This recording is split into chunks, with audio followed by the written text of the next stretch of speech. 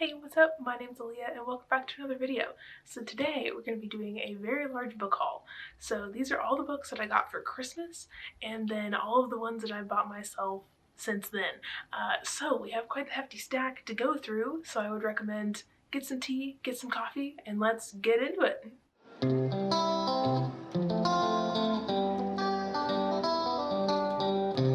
Alright, so the first one I wanted to show you is one that just came in that I pre-ordered, and that is Delilah Green Doesn't Care by Ashley Herring Blake. So this is a new sapphic romance that just came out, and we follow one woman who is a single mom, and then another woman who is kind of like, I don't know, she's got tattoos, she's kind of a badass, she's got a bit of a reputation, and it sounds like one of them goes to a wedding and ends up falling for the other one who is a bridesmaid at said wedding. So I've heard really good things about this so far. People are saying it's a really fast-paced read, and I think I'm going to be reading this in a vlog very soon, so look out for that. And then the next one I got is one I've been waiting for this book to come out for 2 years, and that is the beautiful, the glorious House of Sky and Breath by Sarah J Maas. Oh my god, I should have filmed the unboxing for this, but I was so excited I just ripped the box open and didn't turn the camera on. But oh my god, this cover, hello? And the end, sorry, you can't see that. The end papers, oh my god. Beautiful, stunning. I couldn't be more excited for this, honestly. I have not read this yet. I am kind of waiting because I want to reread Crescent City because I read it when it first came out, so it was like 2 years ago. I remember pretty much everything that happened, but I want to refresh because I don't really remember all the names of the side characters. But oh my god, I'm so excited to get into this. Please don't leave me any spoilers in the comments. But oh my god, so excited, stunning. At some point, I'm gonna read this, but I couldn't find audiobooks for these books, and they're both 800 pages each, and that's a lot of reading to do with my eyeballs, so we'll be getting to this year for sure, probably later in the spring. And then a lot of these others you guys have heard me talk about before, but a lot of them are ones I read like from the library but I didn't have physical copies. So one of those is Amari and the Night Brothers. I finally got my hands on a copy and my parents got me this for Christmas and I'm really excited. The cover is so cute and I absolutely adored this when I read it. I think I gave it 5 stars. It also has like some little illustrations and stuff in it, which is really cool. So this is a middle grade fantasy that is absolutely awesome. It has a magic school in it. There's lots of different creatures in here, and our main character Amari is basically trying to figure out what happened to her brother who's gone missing, and then she kind of ends up getting sucked into a magical world. So it kind of does have like some magic school Harry Potter-esque vibes, but it's very much its own thing, and it was really good, and I'm very excited for the sequel, which is supposed to be out later this year. It was supposed to come out in February and then it got pushed back and I'm very sad, but I digress. And then I also got a copy of this, which is The Lady Upstairs, which you guys know I love. This was probably my favorite book of last year. This is a sapphic noir thriller, and it's so twisty, man. There's people getting murdered, there's drugs, there's sex, there's betrayal. It's got an interesting sapphic relationship in it. Oh my god, it's great. It's great. There's also a lot of blackmail in here. Oh, it's so good. It's so dramatic and like over the top, and I absolutely ate it up. So I'd recommend this if you haven't read it yet. It's also really short.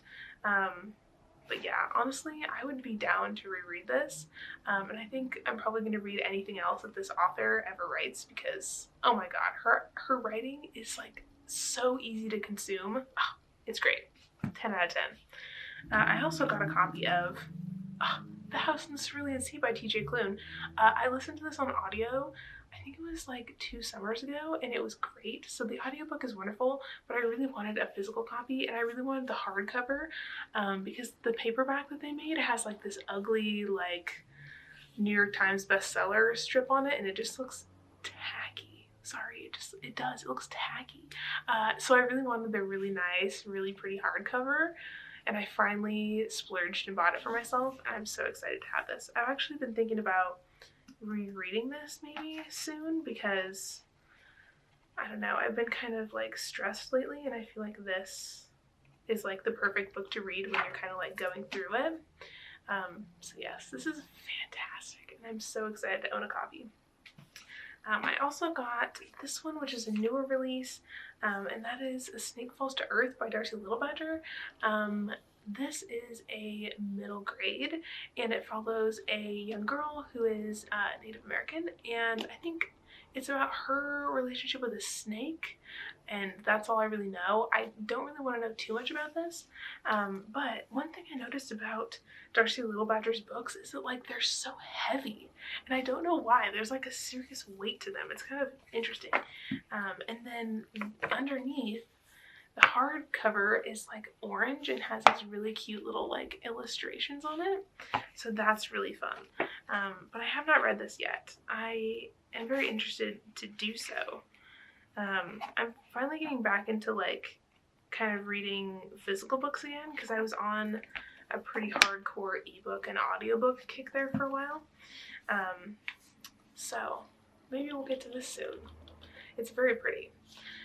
And then another middle grade that I got is called Janitors, and I haven't really heard a lot of people talk about this. I saw a couple reviews for it on Instagram, and people were saying that it was good.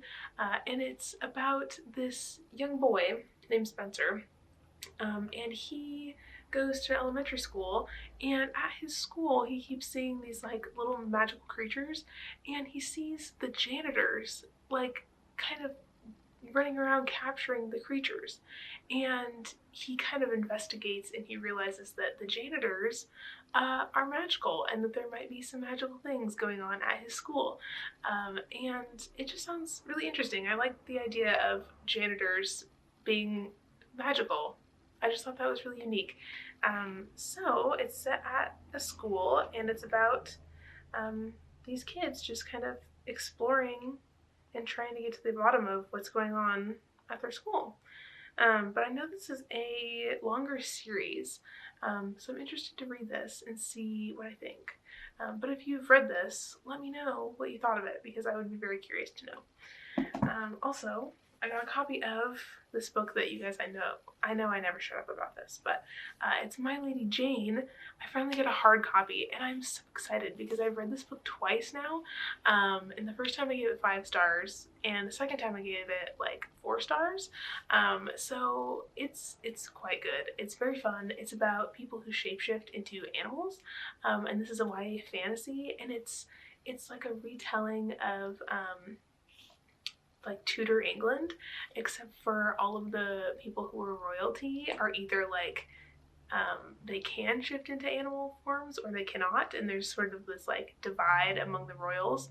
And we follow this lady named Jane in here, and Jane is actually supposed to be Lady Jane Grey, who was the Queen of England for like only like a few days before she was beheaded.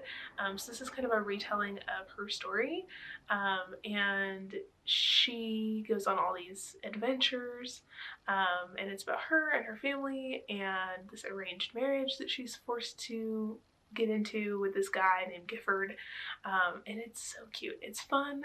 It's funny.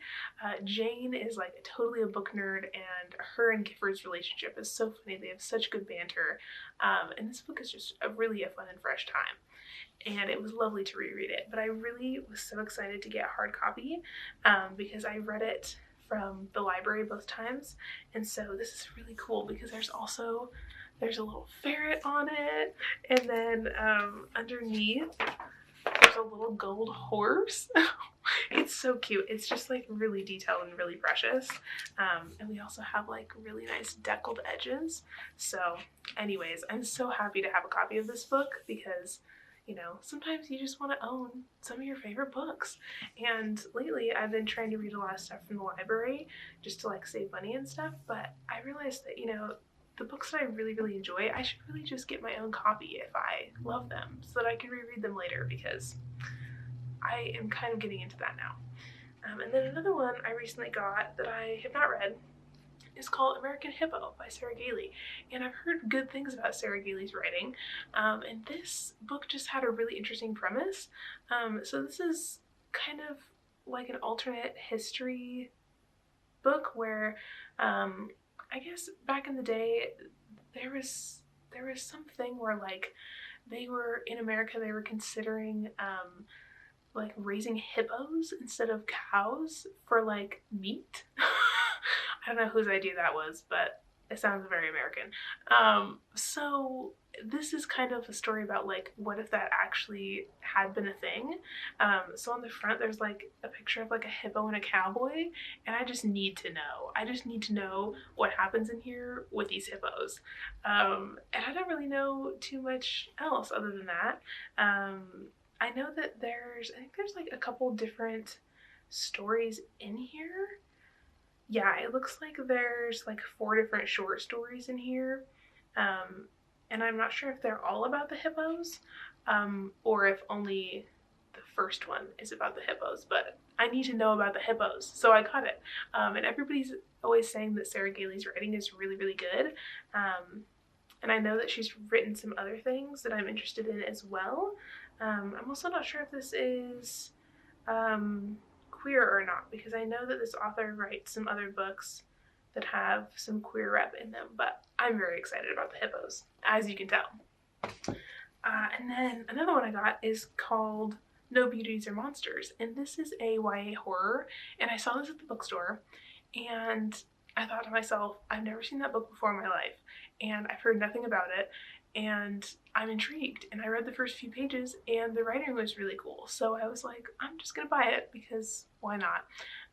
Because it's very rare that I go into a bookstore and see a book, especially a YA book, that I don't know anything about. And this sounded kind of right up my alley. So it's set in the desert, and it's set in the Mojave Desert, and from what I remember, it's about this girl who used to live in this town in the desert, and then she and her family moved away, and then she ends up moving back for some reason, and when she moves back, she starts having visions of like weird monster creatures in the desert and stuff, and she thinks that there might be something going on, and so she kind of starts investigating. And I don't know, man, sounds kind of spooky, but I like that it's a YA horror set in the desert. Like, I don't think I've read anything quite like that before, so I'm very intrigued by this. And I think since I've gotten it, I have seen a couple reviews on Instagram and people seem to like it, so I'm trying to like stay away from spoilers because I want to go in blind, but this was very intriguing to me. And this cover's also kind of weird, like it has a girl and some kind of like weird critter. I don't know, looks kind of cool though. And then the last one I got is Minor Feelings by Kathy Park Hong. So you guys have seen me talk about this in a vlog before, I believe. But I had a library copy and I got myself a hard copy because this book is really, really good.